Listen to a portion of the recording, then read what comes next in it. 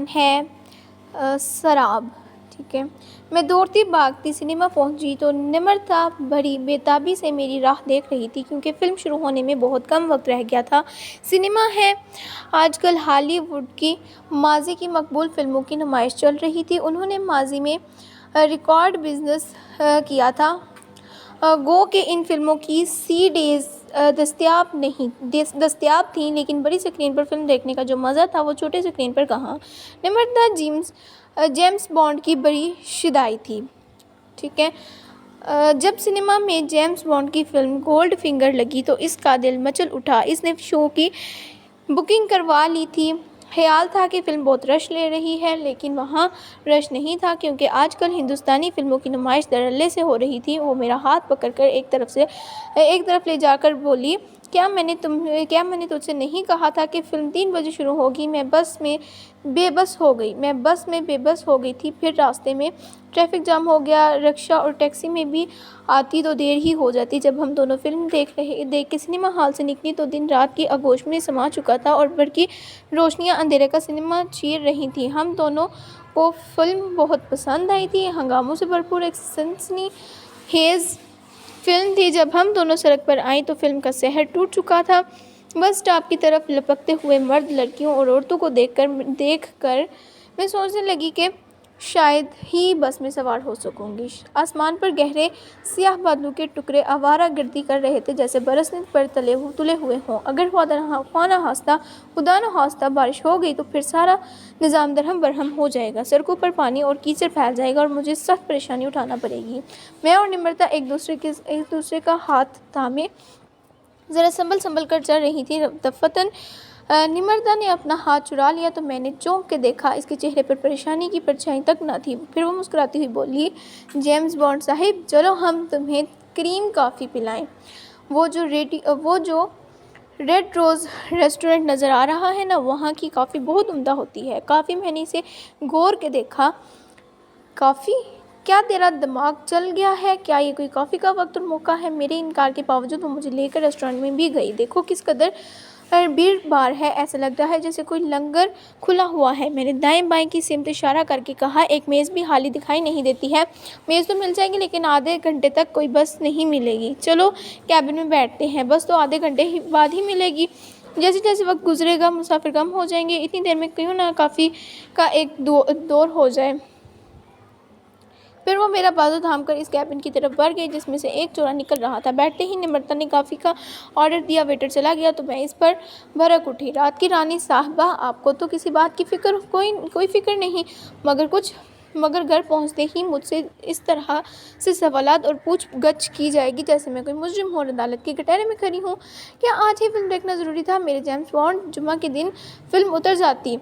इसने मेरी हथौड़ी पकड़ के हिलाई।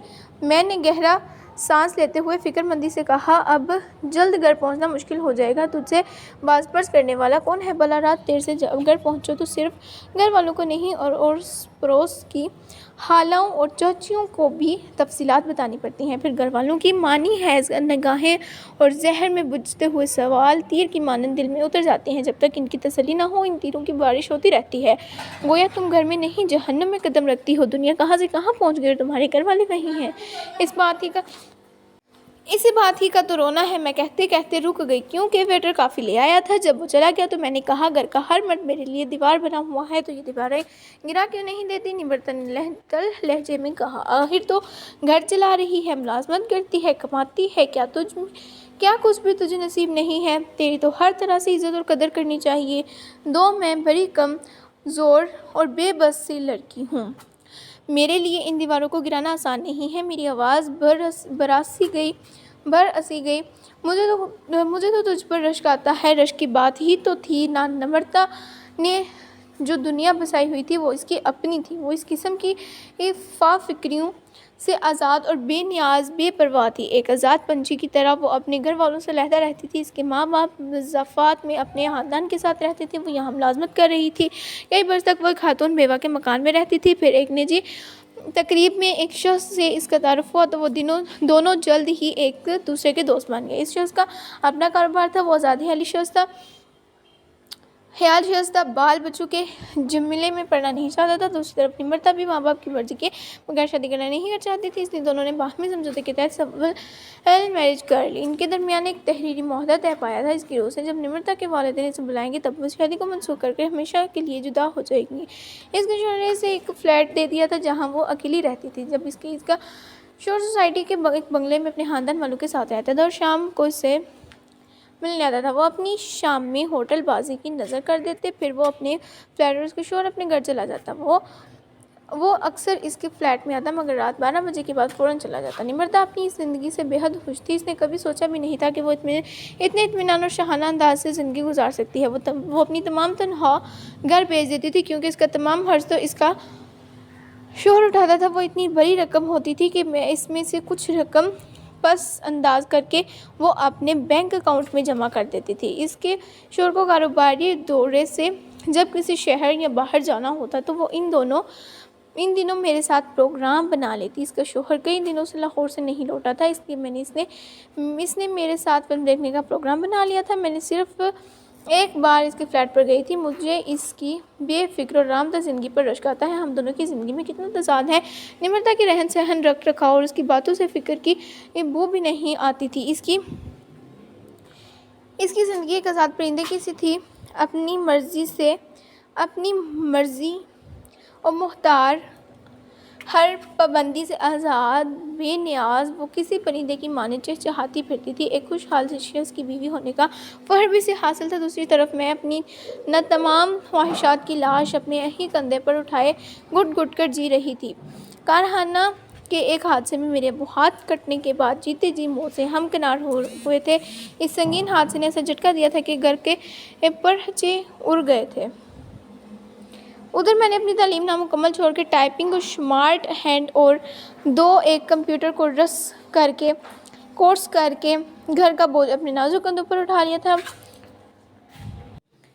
मेरी छोटी बहन और भाई की शादी के बाद भी मेरे कंधों से बोझ उतर ना सका, बल्कि इसमें इजाफा ही होता गया। अब मैं हाँफते और मुंह से कफ निकालते हुए कोल्हों के बेल की तरह हो रही थी। मैं इस दुनिया में खुश रहना चाहती थी। इन सब की फरमाइश और ज़रूरतें किसी न किसी तरह पूरे करके मुझे बेपनाह मुसरत महसूस होती थी। दिल एक अजीब सी तमानियत महसूस करता था, जैसे मैं कोई चिराग हूँ जिसकी रोशनी में सब खरे भीग रहे हों। लेकिन जब कभी मैं निम्रता और दूसरी सहेलियों की ज़िंदगी में झांकती तो मेरी आंखें चंदिया सी जाती, मेरे दिल पर ताज़ियाना सा लगता। फिर मुझे भी इससे सुखी ज़िंदगी के ठंडे मीठे आबशार के चंद घूंट विंट पीने की शदीद ख्वाहिश होती। मैं इन सहेलियों की तरह बहुत दूर निकल जाना चाहती थी, लेकिन इस शहर में रहते हुए जहाँ घर वाले, जानने वाले और रिश्तेदारों की एक फ़ौज हो, वहाँ इतना बड़ा और जुर्रतमंदाना कदम उठाना मुमकिन नहीं था। दफतर मेज़ पर क्लास बजने के शोर से मेरे ख्यालात का सिलसिला एकदम से बिखर गया। निम्रता शोहर नज़रों से मुझे देख रही थी, फिर वो खिलखिला के हंस पड़ी। मेरा जेम्स बॉन्ड कहाँ चला गया? क्या तुम मुझे काहरा के बाजारों और गलियों कोचों में तलाश कर रही हो? शरीर कहीं की। मैंने शर्मा के इसके गाल पर मलकी से चीट लगा दी। तेरा जेम्स बॉन्ड तो कल ही लाहौर से आ रहा है, जल्दी से बिल अदा करके मुझे घर जाना है। जब हम दोनों रेस्टोरेंट से बाहर निकलकर सड़क पार करने के लिए फुटपाथ पर आए तब एक टोयोटा करोला हमारे सामने आ रुकी, जिसके नंबरों और स्टीयरिंग पर बैठे आदमी से हम दोनों वाकिफ थे। वो हमारे लिए अजनबी न था। रशीद स्टीयरिंग पर बैठा हुआ मुझे जेम्स बॉन्ड की तरह ही लगा। इसने बड़ी शाइस्तगी से हमें लिफ्ट की पेशकश की। पहले तो मैं हिचकिचाई, फिर मैंने रशीद तो क्या कभी किसी मर्द से लिफ्ट नहीं ली थी। ये पहला इत्तेफाक था। इंसानियत के लिए मेरी नज़र आसमान की तरफ उठी। गरे हुए स्याह बादलों, घप अंधेरे और बारिश की रिमझिम इसी लम्हे शुरू। फिर नम्रता की हफ्की भरी हुई थी। रे मौका से फ़ायदा उठाने पर मजबूर कर दिया और हम दोनों कार में जा बढ़ी। निगाहों ने इस सुनहरी मौका बैठी में मैंने सोचा कि निम्रता को वैसे भी किसी बात का डर खौफ है। वो आज़ाद ख्याल औरत है, एक रंगीन तितली की मानद। इसकी खिलखिलाहट ने मुझे नामालूम खौफ से बाहर निकाल दिया। मैं जिस फैक्ट्री में मुलाजमत करती थी, रशीद इस फैक्ट्री में हिस्सेदार था। इसके बारे में तरह तरह की कई कहानियाँ मशहूर थी कि इसकी बीवी कि इसकी अपनी ज़मीन जायदाद से काफ़ी आमदनी हो जाती है। वो हंसमुख और शोख था और दोस्त नवाज भी, दूसरों के दुखों में बहुत काम आता है। क्या आप लोग फिल्म देख कर जा रही थी? रशीद ने सामने से नज़रें हटाकर मेरे सरापा पर नाकदाना नज़र डाली। मैं इसके बराबर वाली सीट पर सिकर समेट के बैठी हुई थी। जी हाँ, मेरे बजाय नम्रता ने जवाब दिया। हमारी नाज़नीन महारानी और मैं जेम्स बॉन्ड के साथ घूम के आ रही हैं। क्या आप हमारी और इंडियन फिल्में नहीं देखते हैं? रशीद ने अपने आईने में नम्रता को देखते हुए पूछा। मैं इंडियन फैमिली तो देखती हूँ, लेकिन महारानी अंग्रेज़ी फिल्में बड़े शौक से देखती हैं। आज इनकी खातिर मुझे अपनी पसंद की कुर्बानी देना पड़ी। झूठ। मैंने एकदम से पलट के नम्रता को देखा। तुम पर भी जेम्स बॉन्ड का भूत सवार था। सारा रास्ता हम दोनों में नोक झोंक होती रही। रशीद पहले नम्रता के घर पहुंचा, हालांकि मेरा घर पहले पड़ता था। फिर वो मुझसे मेरे खानदान, घर और इधर उधर की बातें करता रहा। इसकी शरीफाना गुफ्तगू शाइस्ता और महज़बाना थी, जिससे मेरी सारी हिचकिचाहट दूर होगी। फिर मुझे इसके कोई खौफ महसूस ना हुआ। इसने मेरे कहने पर मुझे मेरे घर से काफ़ी पहले उतार दिया और हाथ हिलाता हुआ नज़रों से ओझल हो गया। बारिश और हवा थम गई थी। पानी सड़कों पर जमा हो गया था। मैं रिक्शा में घुटनों घुटनों पानी से होती हुई घर पहुंची। माँ रोती हुई माँ ने मुझे अजीब नज़रों से देखा, जैसे पूछ रही हो कि इतनी तेज़ बारिश में तुम बिल्कुल भी नहीं भीगी। इनकी मशकूक और कहर आलूद निगाहों से बचने के लिए मैं तेज़ी से बाथरूम में बस गई। जब मैं मुँह हाथ धोकर और लिबास बदल के आई तो माँ मेरे लिए चाय और पकौड़े ले आई। मैंने एक पकौड़ा मुंह में रख के चाय का घूंट लिया था कि भाभी सामने आकर बैठ गई और तरकीश से एक जहरीला तीर चलाया। आज आपने इतनी देर क्यों कर दी बाजी? मैंने एक और पकौड़ा उठा के मुंह में रखा और जवाब दिया। ट्रैफिक जाम में बस फंस गई थी। हैरत है, इतनी तेज़ बारिश में बिल्कुल भी नहीं भीगी। वैसे अच्छा ही हुआ, वरना सारा रास्ता आपको शर्मिंदगी उठाना पड़ती। 66 अल्लाह का बड़ा करम है। ट्रैफिक जाम में फंस जाना अच्छा हुआ। यहाँ जब बस से उतरी तो बारिश बिल्कुल थम चुकी थी। रास्ते में इन पानी और कीचड़ था कि रिक्शा करके घर आई। मैंने बड़े ज़ब्त महल से जवाब दिया। मैं कहती भी क्या, उसे किसी तरह समझाती। मुझे अंदर ही अंदर गुस्सा भी आ रहा था। ये लोग क्यों मेरे पीछे हाथ धोकर पड़े हुए हैं? क्यों मेरे साथ इस अंदाज से पेश करते हैं? थोड़ी देर बाद मेरा छोटा भाई लालू बाहर से आया और मुझसे तमसहराना अंदाज में पूछा, बाजी आपने गाड़ी मोड़ पर क्यों रुकवा दी? जब गाड़ी मोहल्ले में दाखिल हो ही गई थी तो घर तक ले आती। रिक्शा में आने की क्या ज़रूरत थी? रिक्शा वाले ने 50 रुपये तो लिए होंगे। मेरा दिमाग बग से उड़ गया। क्या हर छोटे बड़े के सामने सफाई पेश करना होगी? क्या मुझे ऐसा ही सिला मिलता रहेगा? मैं चाय छोड़कर अपने कमरे में चली गई। पीछे से माँ के पुकारने की आवाज़ आती रही, मगर मैंने रुकी नहीं। कमरे में पहुंचकर मैंने दीवार के सहारे खड़ी होकर आंखें बंद कर ली। इधर माँ लालो को बुरी तरह डांट रही थी तो आते ही इसके पीछे पड़ गया। बड़े छोटे का भी तुझे कोई लिहाज नहीं है? वो भी तो मुझे ताने देती है और टोकती रहती है। लालो दिल की भड़ास निकाल रहा था। वो ठीक ही तो कहती है, तुझे मोहल्ले के आवारा लड़कों के साथ बैठने के बजाय काम तलाश करना चाहिए और इसे मेरे मामले में दखल देने की कोई ज़रूरत नहीं है। मेरे जी में जो आए मैं वही करूँगा। मुझे क्या, तेरी मर्ज़ी में जो आए वो कर। मैं इसकी बात सुनकर ज़ेर लब बरबराई। मेरा वल तल ही से भर गया था। फिर मैंने दरवाज़ा बंद करके अंदर से चुटनी लगा ली और आईने के सामने जा खड़ी हुई। मैं आज़ादी, इत्मीनान और कनाकदाना नज़रों से अपना जायज़ा लेना चाहती थी। मैंने थोड़ी देर अपने ने सरापर एक नज़र डाली। चंद लम्हों तक हर जाविये और अंदाज से जायज़ा लेती रही थी।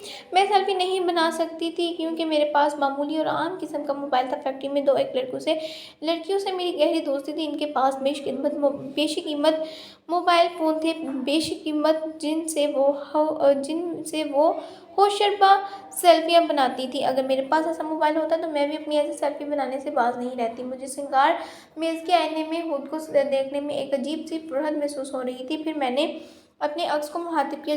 जितना दबता है उसे इतना ही दबाया जाता है। अब मैं किसी से भी दबकर नहीं रहूँगी। मैं बुज़दिल और कमज़ोर नहीं हूँ। मैं अब तक डरपोक थी, लेकिन आज और अभी इसे एक नई नाज़नीन हुई तरह धार संभली हुई और ख़तरनाक में एक जहरीली नागिन हूँ।